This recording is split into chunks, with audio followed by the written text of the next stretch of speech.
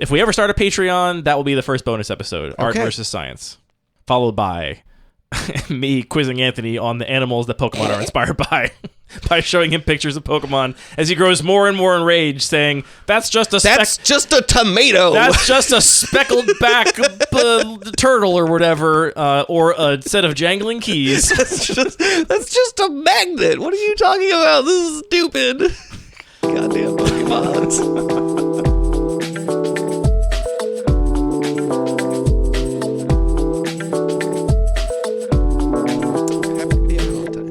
Did you listen to the latest Punta Vista? Because they make fun of structured podcast intros on it in their intro. Was it a Came out today, episode? I think. But this is freemium in February, so freemium February. Yeah, but they were like, they made fun of the classic podcast intro, which we do have some tropes of. So just want it to be natural, you know? Just be organic. I just had a nice brunch, had 2 Bloody Marys, feeling relaxed. You had a double Bloody Mary morning? Yeah, it was too much. What's the drunkest you've ever been when we recorded the podcast? Probably one of the early episodes, and you're like, let's record on a Friday night, and it's just a pandemic, and I'm just like, well, really I'm just secretly gonna open a bottle of wine.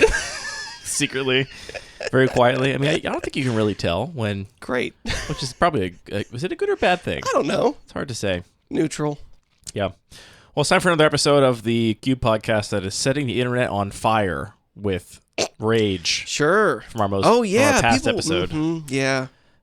People were really mad. I mean, I knew they were going to be mad, but they were predictably mad. Did you get what you were looking for? Did you just open your arms wide into the oncoming rage of the internet and just feel that hot wind blow past you and get what you were hoping for? A lot of people seem to think that the title Vintage Cube Sucks, or the topic in general, was like trolling, like it was bad faith, like we were just trying to like bait people for like listens or whatever. No, you did try to support that point throughout the whole episode, but it was definitely, you were trying to be evocative. I mean, here's the thing, we left Cube Night that Tuesday before we recorded, and you were angry. I wasn't angry, I would say. You were pissed off. I wasn't pissed off. I would say hated everybody. I would say, come on, people are gonna think you're being serious, and then I'm gonna build a reputation. No, I would say I was kind of like maybe bummed, but you asked me, you were like, how was your Cube Night? And I was like, Vintage Cube sucks. That was how I responded. And then we talked a little more, and I was like, maybe this should just be an episode.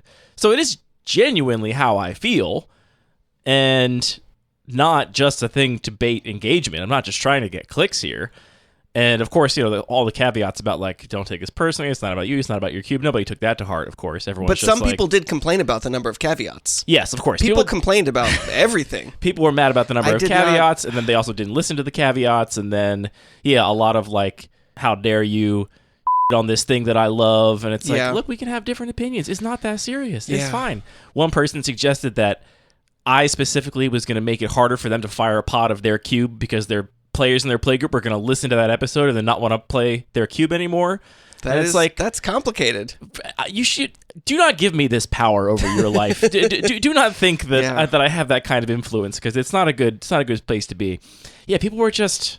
It's just a different opinion, guys. It's fine. I didn't read all the comments because you shouldn't. I mean, it's an energy, and it's gonna really take it out of me to read a bunch of Reddit comments. I started a little bit. I was like, okay, it's been 2 days. I'm just gonna peek into this little reflecting pool over 300 here. Comments, I think, by the time it was all said and done and all the dust settled. So I might go back and read some of. Why? Don't do this. Okay, it's but not worth it. There was also a lot of conversation in the Cube Talk Discord.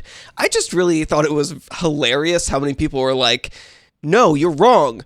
Vintage Cube sucks for different reasons that you didn't talk about." It was a lot of that. There was a lot of like, I agree with the premise, but actually, I just think that, you know, having a Mox is really dumb. And it's like, I think that's kind of like the level 1 why Vintage Cube sucks, and we kind of are. We've talked about that already before. I mean, I genuinely don't think that the fast mana is like that offensive to me. It's like, that's more like a thing you just sign up for. It's like, I don't think you want it or you don't. I don't enjoy it. It's not a thing that I put in my cubes. Turbo Cube obviously being a weird I was about to say, exception. you have the fast man yeah, cube. But like that is the thing that I think is somewhat defining or iconic about vintage cube. So Yeah. it's like if I was to say fix vintage cube by making it not what it is, it's like, well, that doesn't really make sense. It's just like if I'm not into that, I'm just not going to participate. Well, that was the other thing is like, of course, so many people were like, what the hell? If you don't like it, just don't play. It's like, I don't. And other people were like, you don't even play this. You're not allowed to complain about it. Your complaints don't matter because you only played this, you know. No, I don't do it because, yeah. I mean, there's some truth to that, but... I mean, not really. Like, how many times do I have to draft the vintage cube before my opinion about it is valid? Like, and you know, we live in a world where I have opinions about things that we shouldn't be doing, and I don't want to do them. It's like, it's still valid to be like, we shouldn't do those things. Yeah, I don't know. It's like... I just made all the blood in my body do a crazy thing, and my head just felt like it was like, you know the you felt a throb? You felt one of the cartoon when a heartbeats in your head? thermometer goes all the way to the top and then just bursts. I'm glad you didn't burst because my head that explodes. That would be a mess. Blood everywhere. Yeah, I don't know. It's ultimately like what I really wanted to do. You asked me if I achieved my goal. My goal was not to bait the internet. I wasn't trying to start like a huge rage pile on, though I knew it was somewhat inevitable. My true goal was just to like not feel reserved in sharing what I think about this particular type of cube, which is I think that it sucks, which is fine. So I feel good that we did that. We just expressed that and let what happen happen. And truly, if you felt offended by that, I truly, genuinely did not mean to offend anybody. It's really not about you, to be perfectly honest. I mean, here's the other thing that was funny is that I think we went through great lengths to emphasize that this was not about a specific cube. It was about the idea of putting 540 of Magic's most powerful cards together and like seeing what happens, right? And yet, so many people thought I was just talking about the Magic Online Vintage Cube. So many people just thought I was only talking about the Magic Online Vintage Cube, which we even talk about in the episode. It doesn't even have a lot of these cards anymore because I think they have realized themselves that just putting the most powerful cards together, in fact, sucks. That is sort of the holotype, though, of the kind of cube we're talking about. But people were like, these cards not even in the cube. And it's like, well, that's clearly not what we're talking about then. If we're talking... I don't... Whatever. Anyway, my name is Andy. That's Anthony. And this is Andy. This is... I should start saying you're Andy. That way people can get mad at you. Well, Anthony. They'll think they're mad at Anthony. They'll be mad at me instead. This being on the show, Anthony, I have been thinking a lot about... Somberwald Stag. Well, I'm always thinking about Somberwald Stag. Always? I think it's a really cool card. I wish... It was a 4/4 instead of a 5/3, I think, is my biggest wish. It's a 4/3. Okay, I wish it had 4 toughness. Make it a 3/4 even would be fine. This is not the kind of podcast where we talk about things we would change about cards to make them different or slightly better. That's not what we do here. This podcast is largely about Cube, and I've been thinking about the aesthetics of Cube lately, Anthony. There's one particular decision that I was making around my 100 Ornithopters Cube last week that I thought was emblematic of this. The Cube world, I think it's pretty safe to say, is like very Anglo-centric, right? I mean, Magic is a largely Anglo-centric game where it's largely played in English-speaking countries. There's obviously a bunch of other languages Magic is printed in, but the game is not as big in those countries, right? If you look at the big Magic things, it's all based in English, and all of the sort of cultures that come with English-speaking places. Well, you're making a face.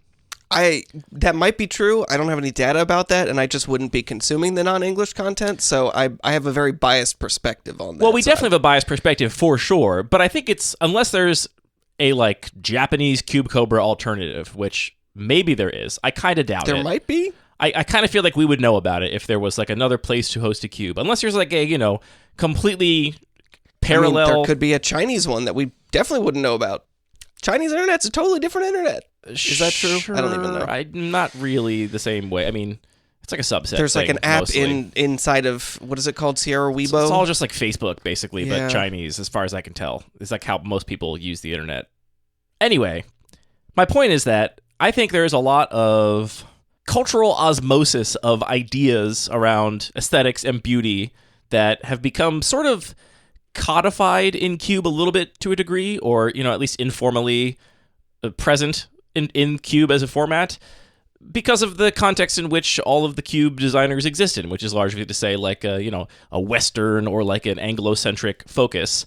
And I don't think we talk about those aesthetic qualities very much, but in that culture, beauty is often kind of equated to like luxury or something elaborate and ornamental. Like the qualities of like beauty in like the English speaking or Western world are very specific and somewhat narrow. And there are other whole belief systems around like what can and can't be beautiful that I think are things that I have thought about and read books about and informed my like graphic design practice when I was younger and how I thought about art and things like that. And I've been thinking this week about how these concepts could potentially be applied to cube design. You're making a very deep thought face. That's exactly reflective of what's going on inside. Deep, deep thoughts. See, this is the kind of podcast episode that I'm so much more interested in having this conversation, but no one's going to care. No. People will respond to Vintage Cube Sucks by saying, you suck. Yeah. Actually, it is you who sucks, good sir. Doffs fedora. At least we all agree on the amount of sucking that's happening. So specifically, the two things I've been thinking about are the Japanese idea of wabi-sabi, which I also want to talk a little bit about. That idea specifically is somewhat fraught because the way I understand wabi-sabi is that it has been appropriated in the like truest sense by English-speaking people. You in college. I mean, by the person who wrote the book I read in college. Yeah, and, it was an idea that meant a lot to me when I learned what it meant, but I also have read that and nobody that speaks English really knows what it means. Like, it doesn't really translate. Like, you can try and explain it, but it's actually a weird, like, bastardization of the idea if you're converting it at all into, like, an English sort of context. So, wabi-sabi is one of the ideas I want to talk about. The other is sprezzatura, which is the Italian idea of aesthetic quality that exists specifically in the fashion world that can be applied in other places. But I think fashion is actually a very interesting precedent for cube design. Maybe actually one of the most applicable like metaphors for cube design that we've come across before, because cube design is weird. We've talked about before how the fact that you are making something but entirely out of pre-made existing things, right? Like, except putting, making custom cards aside or designing a whole custom cube. If you're just using, ordained WotC designed cards, which the vast majority of us are, that's a very kind of unique design challenge, which doesn't equate to other types of design or art making.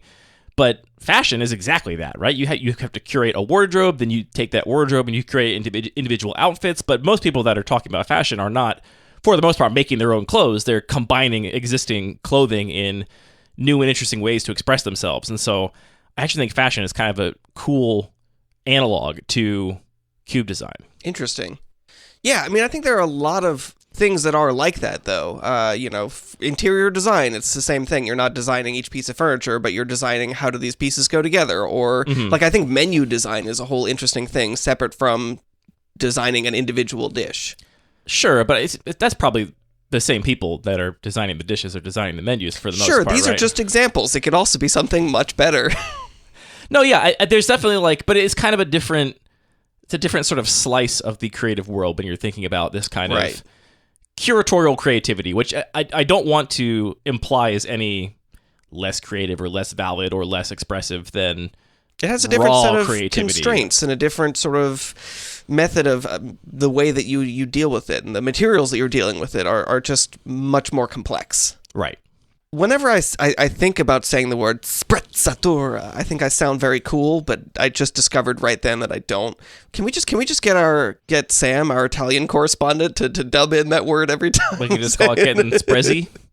No, let's not do that. That's what some people say on menswear forums. Very sprezzy of you. Yikes. Yeah. Well. Not for me. Anyway, what do these terms mean? Let's start with wabi-sabi.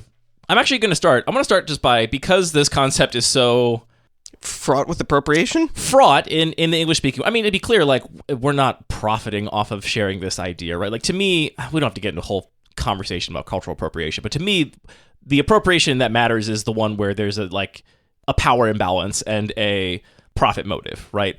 Like, I don't actually think sharing in other cultures, traditions, and values and ideas is a bad thing at all until you are then turning it into something you are profiting off of. So we're not doing that. We make no money off of this podcast. I think it's completely fine for us to talk about this idea and how we might apply it to our own stuff. I don't find it to be even remotely problematic. If you do, I guess sound off in the comments and I probably won't read them. I'm just going to read the Wikipedia definition first. Classic, bad podcast vibes. Going to read the definition here. We're going to fix our main issue with being a podcast that we're going to have a structured intro, but we're still going to read from Wikipedia. Wikipedia defines wabi-sabi as... First, I want to note that the top of the page says, not to be confused with wasabi. Okay. Yeah.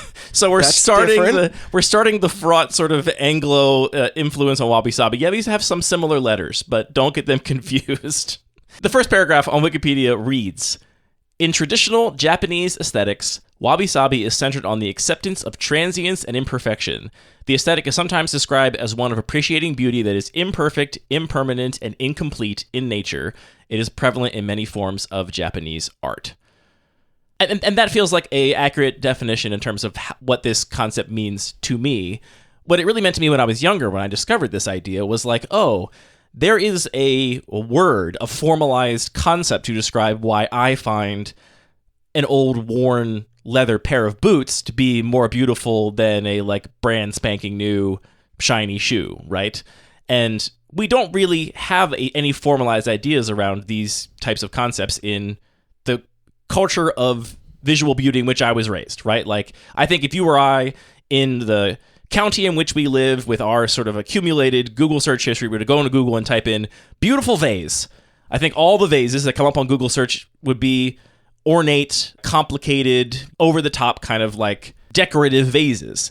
And that's not the type of beauty that I typically have identified with as a person. What I do identify with is like a simple thing done well, and especially done well in a way that acknowledges the fact that you're not making a pristine object to just live in its perfection until someday it breaks and then it is flawed and worthless. You are instead making something that is going to have a life cycle.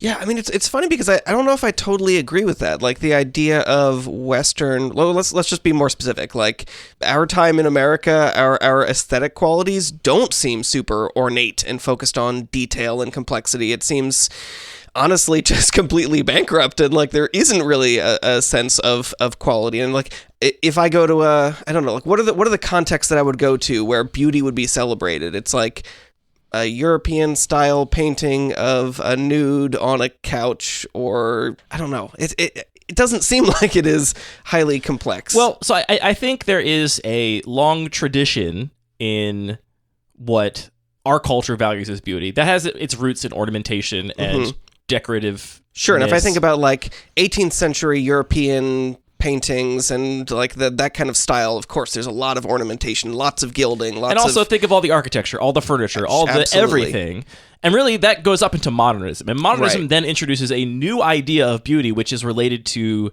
forward-thinking technology, basically. Right, like, and it is much more minimal, but it isn't necessarily focused on the kinds of things. It's not the same kind of minimalism as wabi-sabi, because it's not about even close. Handmade, and it's not about the little small touches and nuances that make something distinct and beautiful. It's about everything must be conforming to this very rigid structure. And I think minimalism is kind of like a parallel thing that can relate to both of these concepts. It cannot relate to them, but modernism in the West and America is really about this sort of adoption of new technologies and new methods of manufacturing as it pertains to art, the built environment, and like the fact that now no longer do we have to let materials dictate the sort of limits of what we're capable of. We have the technology to just design a building by drawing some funny shapes on a piece of paper, and then we can make that a reality, right? It's no longer like, well, we have to figure out how to like start with timbers and other building materials and like figure out what shapes those things can make. We now have the ability to just kind of do what we want, and that's a flex, right? That is a flex of human ingenuity to make an all-glass building, because we now have the ability to manufacture these things in this way. That kind of modernism does not embrace any idea of transience, any idea of wear. Like, those things just, they fail and then become a glass building. A glass building, the only way it wears is a window shatters, and yeah, that's not an opportunity for it to grow and develop and age gracefully. It's just an opportunity for it to fall apart. And I really think that the vast majority of the formalized ideas of beauty from the culture that we grew up in are either related to this sort of traditional beauty, this like pre-modernism, and really what ornamentation means is like it's evidence of wealth, right? Like somebody had to spend all the time doing all that ornate decoration. That's so you know it's a like valuable thing. That kind of wealth is like baked into it. I wonder if those things are tied together. I mean, we're maybe going too deep in the weeds, but the fact that ornamentation through automation became trivial, it was no longer a sign of wealth. Absolutely. And 100%. therefore it just sort of becomes, what's the word? It becomes I mean, if you look at like a faucet today is a great example. But now that things are just mass-produced and stamped and, made of plastic coated in the thinnest layer of aluminum or whatever, ornamentation is cheap. And the sort of ornamental things are the cheapest ones. What is the most expensive faucet you can buy? The one that is just a perfect, cylinder of metal with like no flange, no evidence of manufacturing marks, just this like modern... No evidence that it's been considered how a person uses a faucet. Absolutely. It's this like sort of geometric paradigm. And what's impressive there is that that it takes kind of insane methods of manufacturing to make something that looks that pristine and sort of alien almost. That's what says value to people. Takes a tremendous amount of upkeep to maintain it looking pristine because... I think we've even talked on this podcast before about how modernism is kind of stupid and overrated. So we don't have to maybe go into that detail about like how those ideas are flawed. But I think those two sort of foundations, which are different, can account for most of what our culture that we grew up in would consider beautiful, right? And instead, things that get worn or broken are largely thrown out and replaced, right? And just replaced with new things. And when I came across this idea of wabi-sabi, a thing that was really valuable to me at the time for various personal and political reasons was limiting waste and like kind of trying to check out of this system of just constantly having new shiny things and replacing them and valuing that. And so the idea that there was a whole tradition, a whole sort of culture, a whole history that had a like name for this thing meant a lot to me. And it's something I read a book on. The book I read on it is, I think, still maybe like the canonical English language book about wabi-sabi, which is called... Wabi-sabi for white boys. It's called Wabi-sabi for Artists and Designers. So basically, sure, yes, yeah. It is basically that. I read that one, and the author did a follow-up book. And they're both very short. They're like kind of large pamphlet-length books, but I've read those. I've also read a couple other books about Japanese aesthetics, like the ones about the value of darkness and all kinds of things. So this idea that these things that have imperfections are actually beautiful, I think this is the more sort of tenuous connection to cube design. I mean, let's be honest, the way this directly applies to cube design is like, this is kind of a analog for somewhat of why you would value something like the neoclassical cube. Like, I think that Sam's video on the Gonti deck, which honestly maybe even mentions wabi-sabi, I have to go back and check. You're talking around similar ideas there of like, actually, this card is beautiful because it has had a life. And because when you look at these worn edges, you can tell that this thing has seen many tabletops and many different people have shuffled it. And that story that's embedded in this now imperfect object is actually, it's more beautiful because of that. It's not worse because it is imperfect. It is no longer going to be graded a 9 by some, card slabbing service. This is actually a thing that is to be valued. That's the most direct way that this idea could potentially be applied to cube design. I mean, I would say that's the most concrete way. Like, it's very literal to say, here, this physical piece of cardboard has wear in this way and tells a story. But I think if you're just talking about the aesthetic qualities of a game, the fact that you're making decisions through a decision space of game pieces that someone has constructed, I think you can just as easily make that parallel to say the pursuit of the perfect cube or the perfect game is kind of absurd, and being more willing just to celebrate, this is one moment that the curator is trying to give us one experience, and let's celebrate it for its transience and celebrate it for its variability between highs and lows and moments of tension and moments of excitement. That sort of singular experience is fundamental to what makes a game, and it's kind of easy to spoil it by being too focused on this idea of perfection and this sort of mechanization and reproducibility that is very much embedded in our aesthetic tastes. That is such a great point. It's such a great way to connect that back, because I think the way that this manifests, the way that I think a lot of the deeply embedded ideas of aesthetics and beauty manifest, is that I feel like if you talk to a lot of people, they would tell you that they're pursuing their perfect cube, right? Every time they make a cut and a change, their cube is becoming more perfect, more like this ideal they're chasing, and not just a new, differently valuable step in this journey, right? Like they would say their cube from 2 years ago, it was a much worse cube. I didn't really know what I liked yet. I had put cards in there that were mistakes.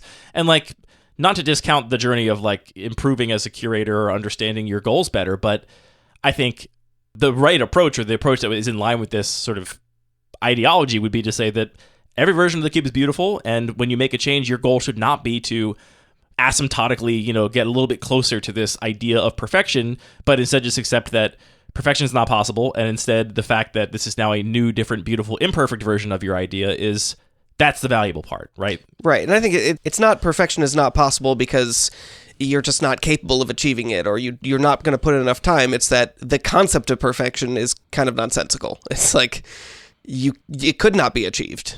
Or even if honestly, I think to me, like the wabi-sabi thing is like, even if you could achieve it, right? Like I think modernism achieves a lot of perfection in the sort of way that wabi-sabi would address it, but it's saying like, no, actually, you know what's not beautiful? It's not beautiful to have 8 of the exact same mass manufactured plate that has been like scientifically like decided this is the perfect shape for the perfect angle for your fork and fits in the dishwasher. Like that's not actually the beautiful thing.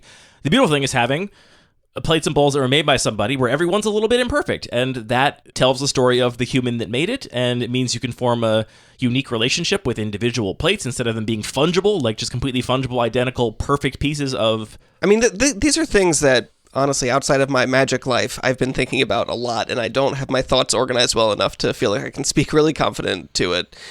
But like so much about what I've been thinking through is just my frustration with capitalism. And it's really, really, really difficult to see how much our values, like the things that we think are important are completely defined by capitalism. Hey, fish, define water. Exactly. And I know that a lot of people are just rolling their eyes and being like, oh yeah, everybody says capitalism is a bad thing. But it's like, it's really difficult to see that that's the case. But just imagine the idea of like, I'm going to give somebody a gift.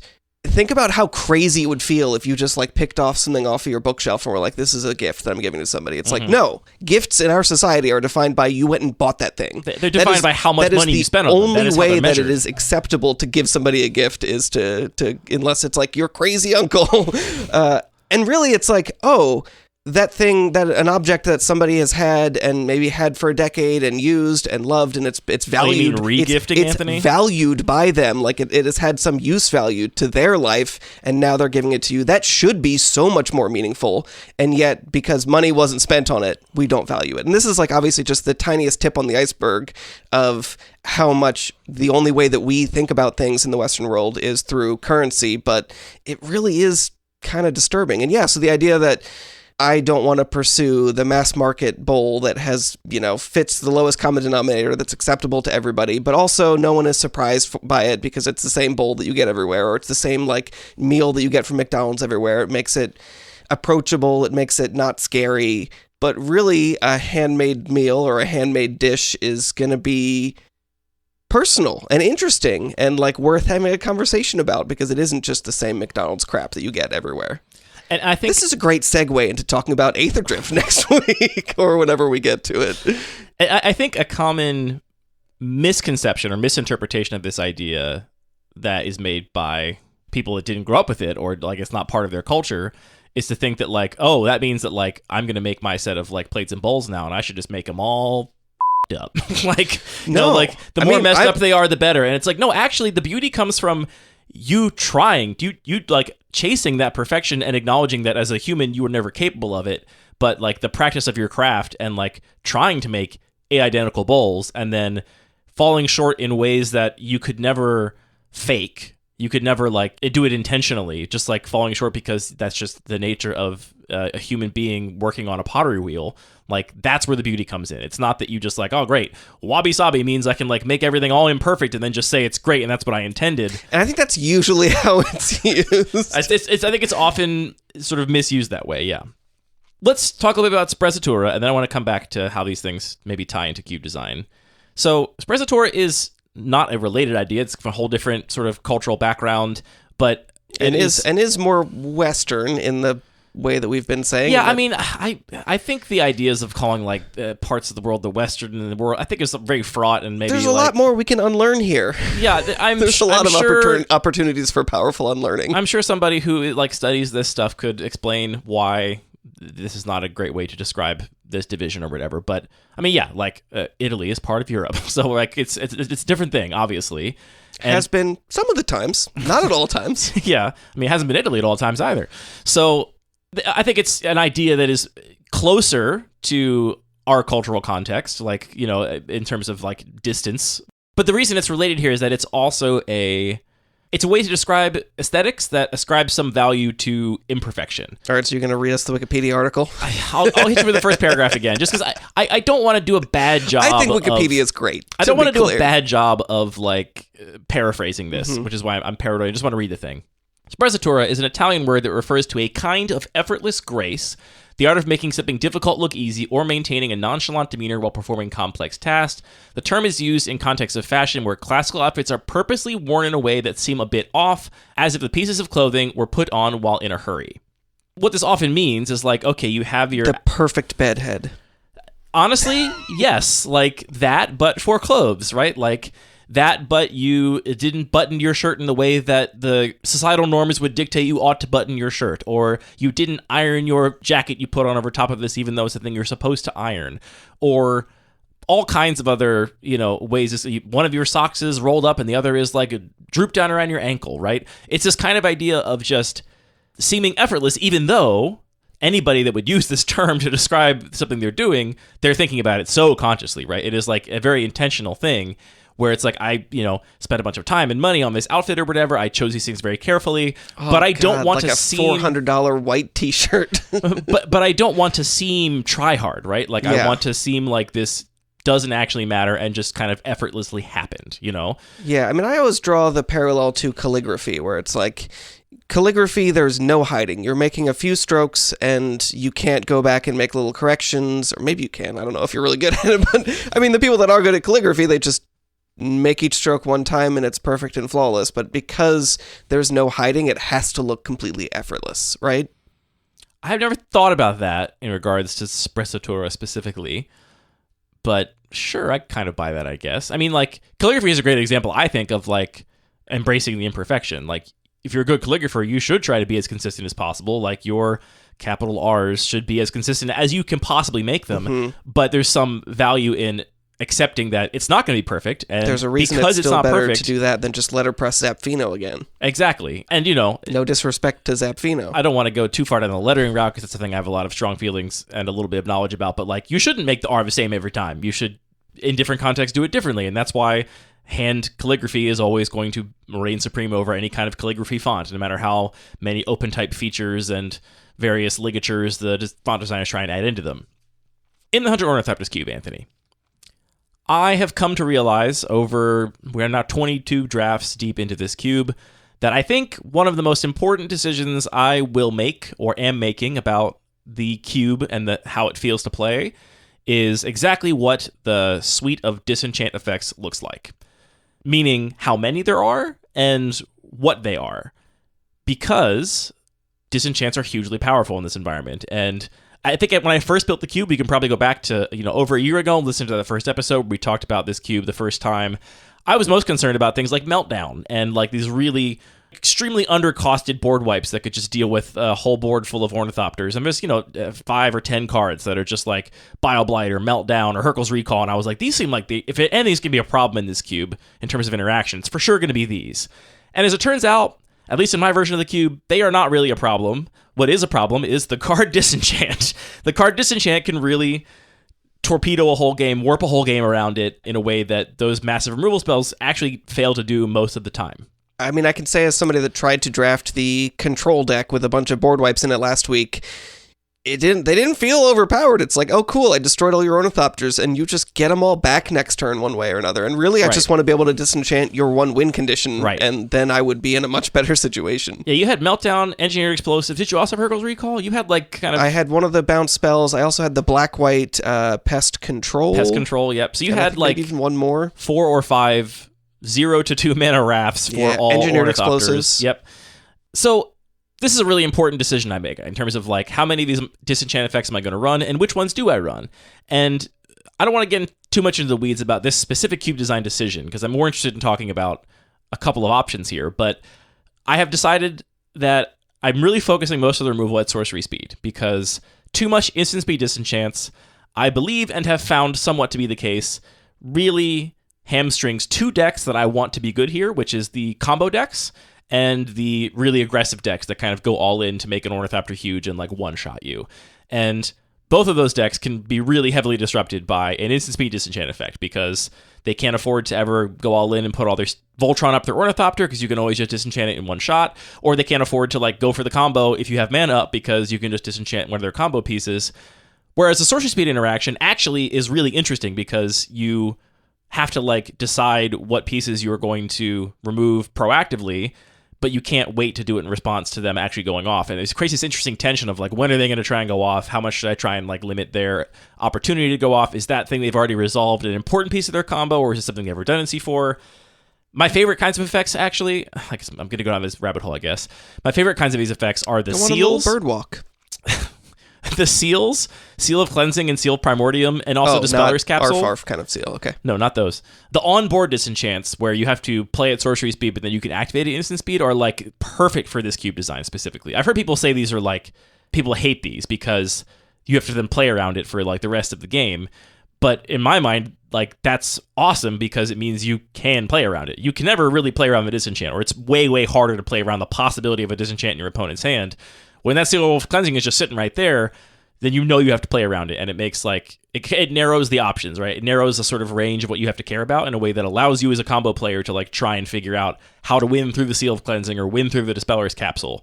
So anyway, I think there's something like that's really interesting here that's maybe worth calling out, that I think that many cube designers, I mean, just to go back to what we were talking about a lot last week, that many cube designers will look at a card and be like, oh, of course I'd rather this be an instant rather than a sorcery because that would make the card more powerful. And that is true, but that doesn't necessarily mean it would be better for the environment. And you're really taking a designer lens here to thinking about how do these changes in making a card more or less powerful in a specific way impact the overall gameplay, which I think is really important to be able to do.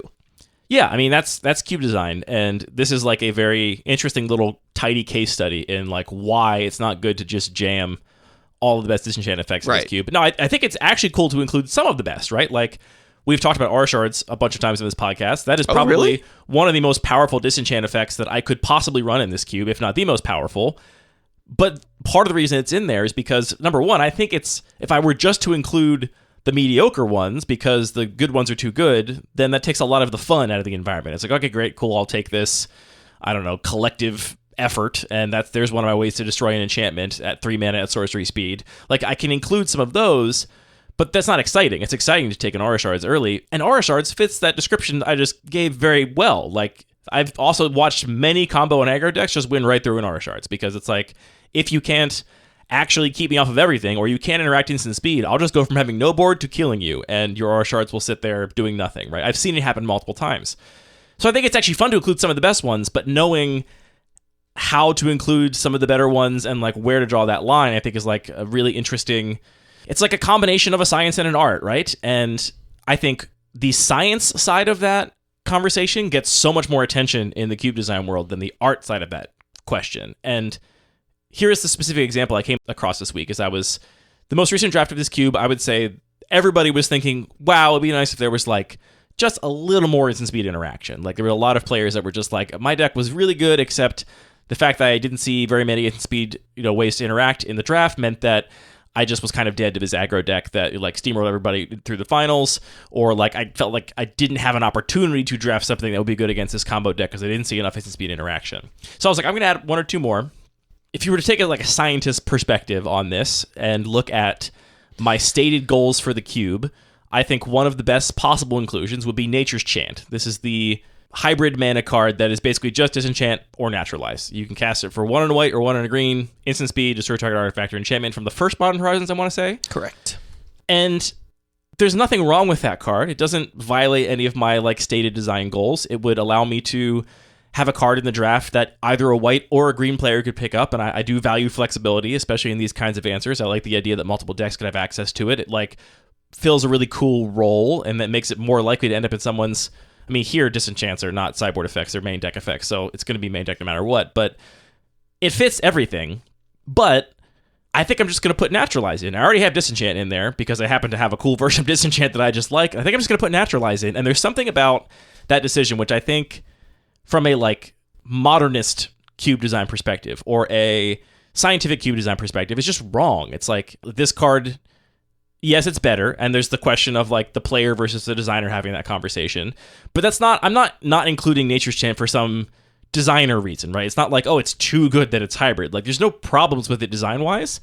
I think it is stylish to have Disenchant and Naturalize in the Ornithopter cube. And that choice... So Disenchant is your correctly worn sock and Naturalize is your flopped over sock? Is that what you're trying to tell me? Basically. I mean, I think there's something stylish about the fact that they are iconic, more iconic than Nature's Chant. I think there's something stylish about including both of them that is a kind of cube design decision that is not addressing gameplay at all, right? Like, I'm not talking about what is better for what deck or like how to balance the environment. I'm purely talking about if I open a pack, I'm going to have an emotional reaction, however minor or slight, to seeing one card over the other. And I think the value added by putting Disenchant and Naturalize in this cube instead of like, you know, two other cards that would probably be better fits gameplay wise would be like just putting Nature's Chant and Nature's Claim in there, the instant speed one that also gives your opponent 4 life but costs 1 mana instead of 2, right? I don't think either of those are broken. I don't think they're like bad for the gameplay, but they are so much less effortlessly cool to me than putting Disenchant and Naturalize in, which is like this little like yin and yang of like Disenchant printed in alpha, Naturalize came around in Onslaught, and it was like they realized this effect actually kind of belonged in both these colors, and it was actually fine. It tells a little story about the sort of evolution of the color pie over time. They're both cards that like I think almost no Magic players have to read. Like you probably got to read Nature's Chant, maybe. I mean, it's not hard to read. It takes like 6 words or whatever, but that idea to me and how we like describe that kind of cube design decision and value it instead of it just being like, oh, personal preference. Like, yeah, sure, you prefer that one, great, whatever. But actually value that as a like design kind of decision is what I've been thinking about this week. I mean, I think that we can go into a lot of detail in what does sprezzatura mean or what does wabi-sabi mean, but I almost feel like what you're saying is much simpler than that. It's just that style is important, and style is a thing that exists, and trying to focus on aesthetics in so many ways, and it doesn't just have to be about the aesthetics of I'm building the fairy cube so everything is a fairy. It can be just the aesthetics of I like the way this card looks, and it has some gravitas because it comes from an old set, and it has this character I'm interested in. Like, it can be much, much simpler and important and valuable.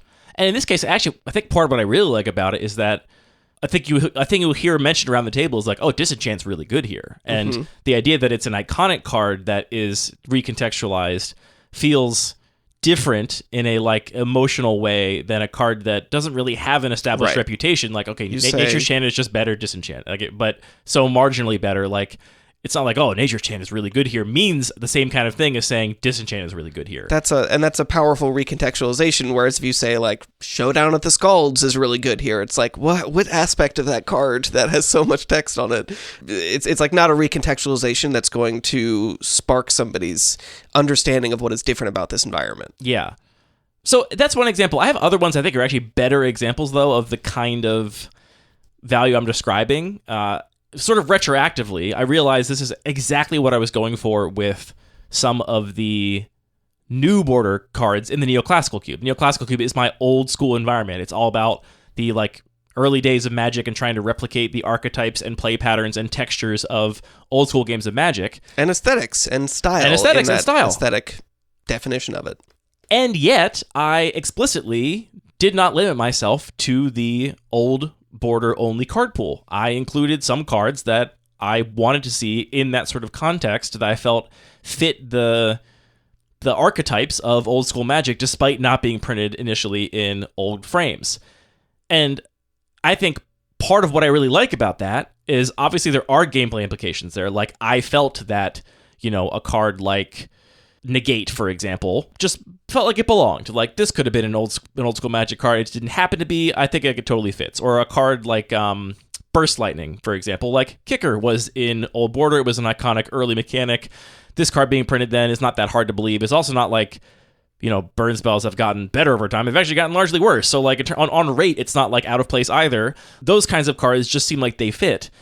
But I like that when you open that pack, you see like a thing that's wrong. It doesn't fit. You're like, look, all of a sudden there's Burst Lightning in my old school Magic pack. And that wrongness, I think in the same way that like the imperfections that are valued by wabi-sabi or the sort of effortless wrongness that's valued by sprezzatura, I think it helps recontextualize the like rest of the conformity. It contrasts the rest of the cube, and I think in doing so kind of highlights the old schoolness of it because you have something there to like offset it a little bit. Does it make any sense?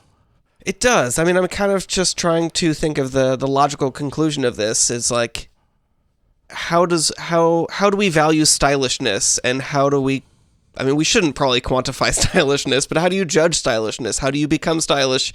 And is there an element that is a little bit gatekeepy to it that we should be concerned about? Or do we just have to accept that being stylish is just about caring a lot and trying really hard to make something that you think presents something that you think is stylish? And if you're not willing to invest a lot, that's fine. Just style is not your priority. You know, I think actually we have kind of spoken to this from a different angle a lot before. We talk a lot about like, hey, Peasant Cube is a thing, but you don't have to limit yourself to just uncommons. You can just put a couple rares in there, right? And I think that's us saying like, have the confidence of somebody cool to not just follow some rules you set for yourself. And that confidence, you'll feel it through the cards in the environment. You'll look at a pack and you will feel the like voice of the presence of the designer in a way that projects confidence instead of being like, nope, I've got these rules, I got 50 cards per color, like all the symmetry and like the harsh like adherence to restrictions.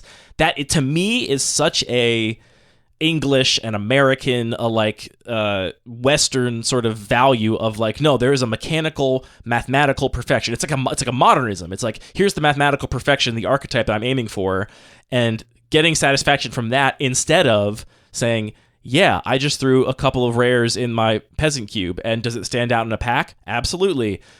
But it's so stylish and cool, and right now we have really no language to value that other than saying like, it's personal preference. They did it because they like it, which is true, but I think there's so much more to it than just saying like, oh, I did it because they like it. It's like they had the confidence as a artist and auteur to say like, what I value is more important than some abstract restriction that I'm otherwise putting value on.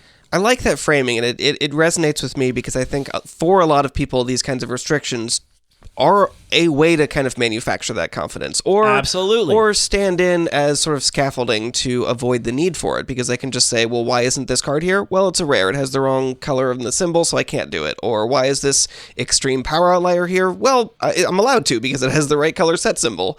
And it is much, much, much more difficult to be able to say to somebody, that's not there because that's not part of my style. Like, I just don't like that. I don't want to have that. And I have the confidence to make these kind of judgments on matters of taste. That is much more difficult.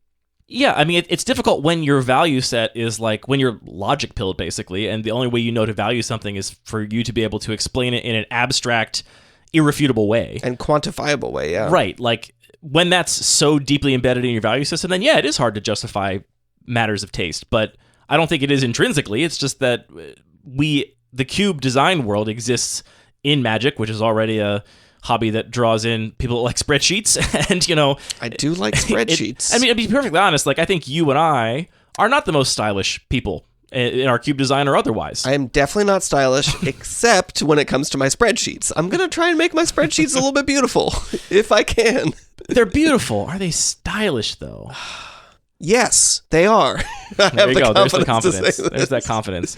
In terms of your cubes, I think some of the ways this has manifested itself is I've always thought that the asymmetric land cycles in the regular cube had this kind of style to it, where it was like, yeah, no, there's not. I didn't just pick like the 3 cycles that made the most sense. I instead did whatever I thought each individual color pair wanted, and that means that, yeah, does it mean that some fixing is way more powerful than others? Yeah. Do I care? No.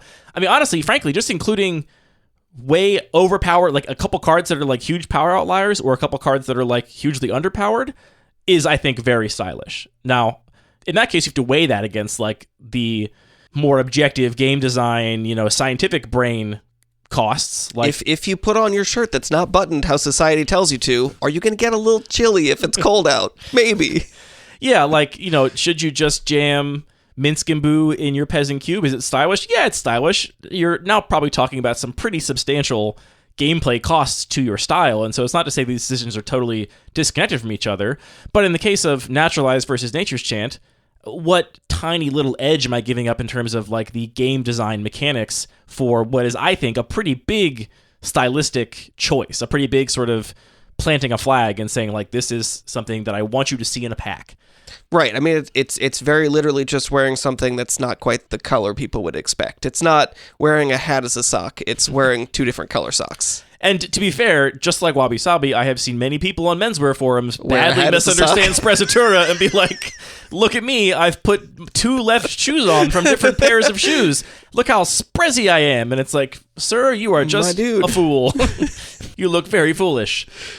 One of the cubes I think that embodies these types of decisions most that I can think of is Brett's The Fire Swamp.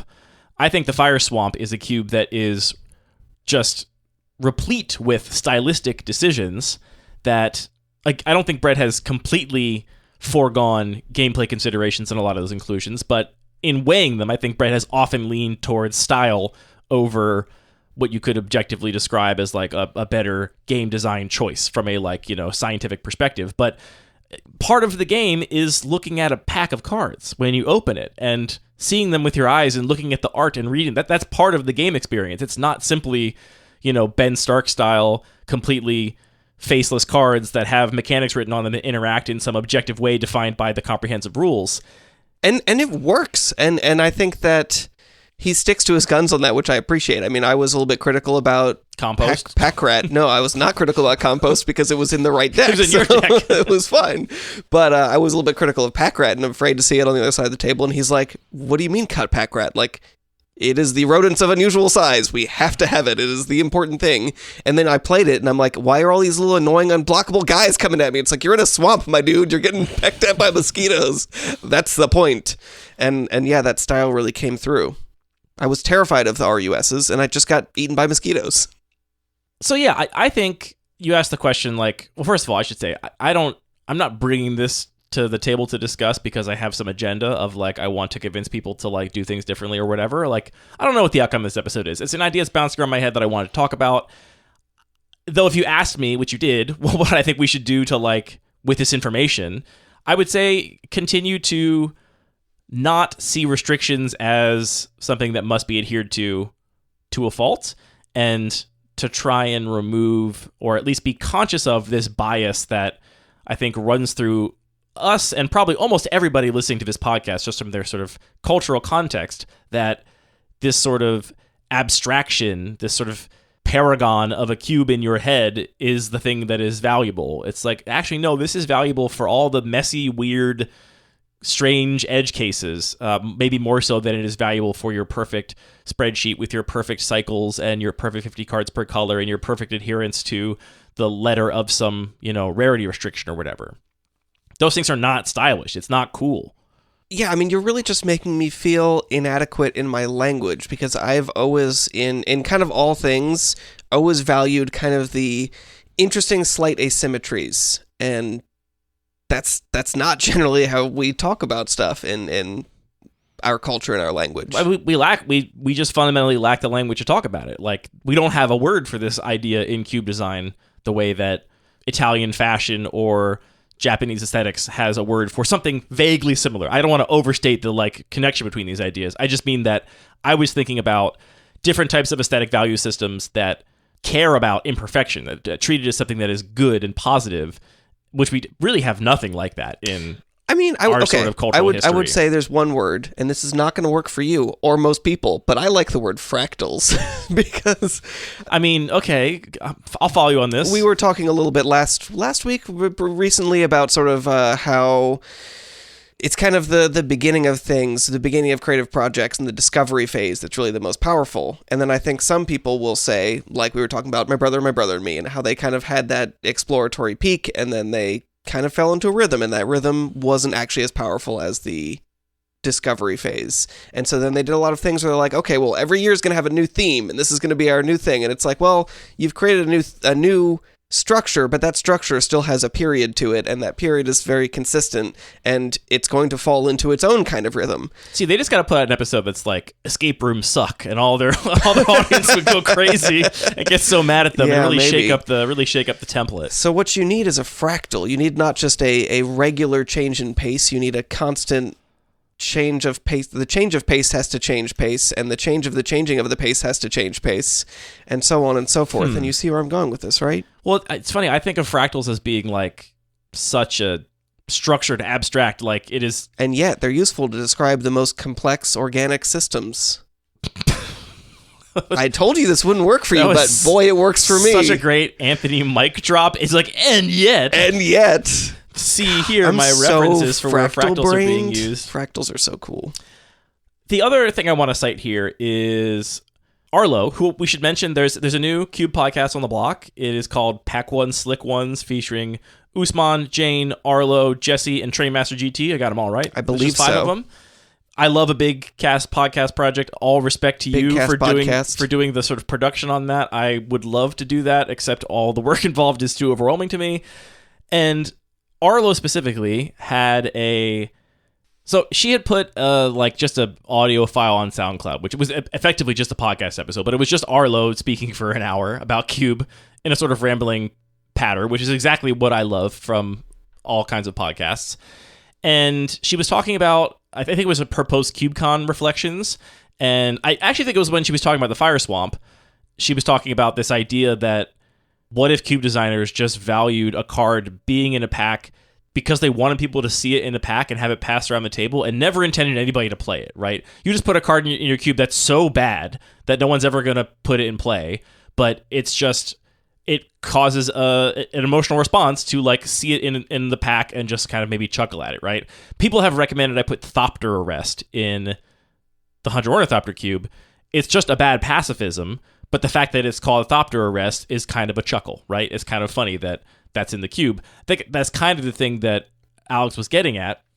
And that's a great example of like, yeah, no one ever talks about cards you could put in your cube that would just be interesting to have passed around the table. And like, it's actually, there's some connection to the game mechanics here, because if the card is so bad, then you know everyone's going to see it because it's going to get passed around the table. Like, you can't guarantee that everyone's going to sort of have the experience of seeing a card in the pack if the card is good, because the first person just takes it and then the rest of the table does not have that experience of seeing the card in the pack. That to me is in the same sort of arena of like sort of parts of cube design that we don't have language to describe and therefore don't talk about and don't think about that much. Sure. I think people think about that kind of thing pretty often. I mean, I would cite in my own cube, Earl of Squirrel is a card that goes very late very often and is very much a chuckle. That's a very stylish choice. Oh, squirrels are a thing. It's like, not really, but kind of have a good time with that. It's weird that people always think that's, because it makes all of your tokens squirrels. It's true. As well, right? Like, it's not even a squirrel. It's type matters card, even a little bit. Yeah, and it is generally in that cube. I try to make things readable and understandable, and that is a notable exception. Or like, would you put the fact that I have Jace is not currently in there, but let's imagine Jace the Mind Sculptor and Oko in the Turbo Cube, and those are not there as much to be powerful role players. They're kind of there to be like, oh, I see this card, and it's obvious enough that I need to rethink this card and end up taking Bag of Holding over Oko, and the fact that there is that kind of benchmark card in that pack is going to change your experience a little bit. Yeah, I think that's a great example. I don't think that those examples mean that people are thinking about this a lot. I still don't think they are, but I think those are good examples of this kind of stylistic about them decisions. Thinking about it. There you go. Welcome to Fractal Corner! It's actually many corners. It's an infinite number of corners. Andy and Anthony. Here's actually one more example that I wanted to cite here from the Hunter Ornithopter Cube. I had the card Vanquisher's Banner. It's actually right here on my tabletop. I have this card in there for a while. Oh, good. That's very helpful for the listeners. 5 mana artifact. When it enters the battlefield, choose a creature type. Creatures of the chosen type get +1/+1. Whenever you cast a creature spell of the chosen type, draw a card. I had this in there for a long time, and I was like, this card seems really good. Like, it's like a tinker target. You could tinker it out, and then you have like a permanent glimpse of nature on all the Ornithopters you cast for the rest of the game until this gets removed. The +1/+1 is not as good here as it is in other places because 1/3 is still bounced off of O2, so it's not a comprehensive win condition in and of itself, but it can contribute to other win conditions. People just didn't play this card. I never really saw it pop off myself, and I would see it in sideboards pretty often, or see it going around the table kind of late. People would be like, it's 5 mana, it's too expensive. Not everybody. Max did correct me and say that Max apparently liked this card, though he never told me, so that's your fault, Max. It got cut because you didn't tell me you liked it. But recently, this past week, Alex, I'll give credit to Alex from our play group, suggested the Great Henge for Hunter Ornithopter Cube. I saw this being discussed. Which, let me read this one. I mean, talk about a card. I think Greg even said the same thing. Greg was like, I hate that card in every cube I've ever seen it in, except for here, where I love it. That's exactly how I felt. Maybe it was Jake. I forget which one. I saw it and I was just like, ugh, this card, I hate it so much. Just because it does so much and it costs nothing and it just like turns around a game immediately from a board stall into, now my opponent is gaining a bunch of life and has tons of mana and all their creatures are bigger, and it just sort of does everything on every axis at once. And then I begrudgingly read it again and was like, the thing that is supposed to be the downside of this card, which is that it's very expensive, actually does apply here. Well, yeah, it actually takes some work. So this card, for those that don't know, and if you don't play EDH, you might not. If you do, I imagine you know what this card does based on its price. It seems like it's very good. What is that? ELD limited? Yeah, it was Eldraine. Pretty powerful there. It's 7 green, 9 total mana for legendary artifact. This spell costs X less to cast, where X is the greatest power among creatures you control in the Hunter Ornithopter Cube, where everything has 0 power. Tap, add green, you gain 2 life, and whenever a non-token creature enters the battlefield under your control, put a +1/+1 counter on it and draw a card. In a lot of ways, it is very, very similar to Vanquisher's Banner, in that it's going to buff your team, and you draw a card whenever a creature enters the battlefield. It is meaningfully different in that if someone removes the Great Henge, the counters obviously outlive it, but also any Ornithopters in play prior to the Great Henge don't get any sort of buff to their power and toughness. Vanquisher's Banner cares about cast, where the Great Henge cares about enter the battlefield, which I think is actually a pretty substantial power boost on the Great Henge when you look at cards that just return things directly to the battlefield, which there are quite a few in that cube. I actually think, though, in a vacuum, these cards are probably pretty similar in terms of power level. Like, if you're asking me as like a game designer trying to balance this cube, Great Henge requires green. It does cost a bunch of mana unless you can figure out some way to cheat it out. It has other upsides, but also a couple of like downsides compared to Vanquisher's Banner. However, stylistically, the fact that the Great Henge is an iconic, powerful card from other formats that cares about the power of your greatest powered creature in a cube where all of your creatures are O2s, it causes you to think about it in a like totally different way. It recontextualizes things in a way that I think is very stylish and powerful compared to Vanquisher's Banner, which cares about the creature type, which is dumb because they all have the same creature type. So like that's a stupid line of text you can completely ignore. Like it's like baggage as opposed to like text that actually is cool. It's cool that the Great Henge costs less mana for the greatest power among creatures you control, and that you could theoretically cast it by casting like Scale Up and then paying 3 mana. Like that's very cool in this cube, where Vanquisher's Banner just doesn't have any drip. And honestly, here's where it all comes full circle. Because it has no drip, nobody played Vanquisher's Banner except for Max. So it does actually end up mattering because your players are not machines. They're not Ben Starks that are only looking at the mechanics of the cards and are going to make the optimal decision mechanically at every turn. Players are always, to some degree, going to make decisions based off what they want to do, what seems cool, what feels fun to them. And unless you're playing with Ben Stark, and then that's fine. There's just one of him. You got 6 other players to worry about. There's going to be 7 other players in that pod, and none of them are, it could only be at most 1 Ben Stark per cube draft. We have a rule here. So I think, it kind of does come full circle in that these things that I think maybe a lot of, let's call them like very scientifically minded cube designers that would say like these things don't have any value, let's instead talk about the game design and the balance. This actually does matter though, because when the rubber hits the road, I have a very good data from just a little bit of conversation in a couple Discords that people will be very excited about and would take the Great Henge very highly and build around it, and most people did not with Vanquisher's Banner. Even though superficially they are quite similar in terms of what they do in this environment, I think from a game design perspective. So yeah, I think that's where we end. It's all game design at the end of the day. And I don't think we should look at these decisions as any sort of less than or like more subjective or whatever. Like, no, they're still game design decisions, and we should value them the same way we value the more objective, quantifiable things. Game design for humans. Is that the title of the podcast? Sure. We should just title it Peasant Cube Sucks, just to get people to listen, and then everyone on Reddit would just... We could title it We Suck. You say... signed Reddit. All right. That's the end of this episode of Lucky Paper Radio. We got a couple of lingering things here. We are going to record an episode about the book playing oppression. It is going to happen. How far are you through it? Page 15. Okay. You're a fast reader, though. I think if we give you a deadline, you would hit it. I went on a little bird walk reading a lot about fermentation. Don't know how I feel about Little Bird Walk becoming a thing. Tune in, I guess, in the future, because I think it's going to stick. It's not going anywhere. I tried to take a picture of a bird this afternoon to send you a picture of it, because he was just walking around. Anyway, we are going to record our book club episode about that. I promise it is still coming. I did confirm that there is a freely available PDF of this book that the authors intend to be freely available. It is not some pirateware. So I'll link that in the show notes again if you don't want to buy it, but you still want to read it. We also do have our Aether Drift episode coming. I think this time around we're just going to do one episode where we combine all the things, which is what we initially did when we were talking about new sets on the podcast. Those episodes then got too long, and I was like, I don't want to edit a 3-hour podcast episode anymore, so we broke it up into 2 or 3 podcasts.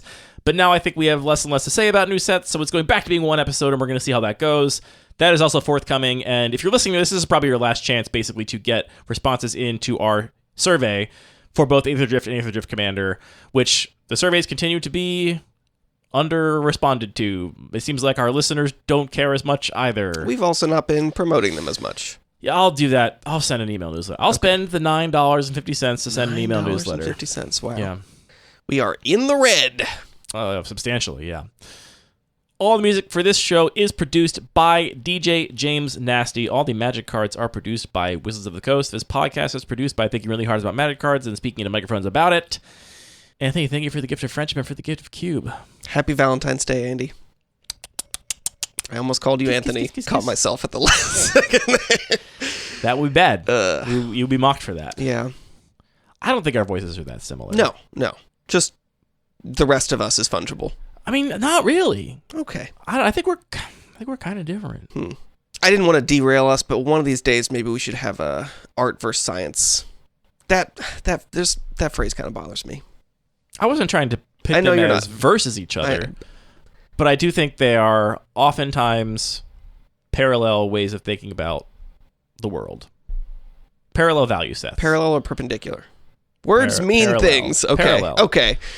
I mean, I think oftentimes there's not a lot of overlap in the things that a scientifically minded person would value versus the things an artistically minded person would value. And I know that I disagree. Value both, but I don't think that means that they are actually the same. I think maybe you just value two things. Can't be known. If we ever start a Patreon, that will be the first bonus episode, Art versus Science, followed by me quizzing Anthony on the animals that Pokemon are inspired by showing him pictures of Pokemon as he grows more and more enraged, saying, that's just a tomato. That's just a speckled back turtle or whatever, or a set of jangling keys. That's just a magnet. What are you talking about? This is stupid. Goddamn Pokemon.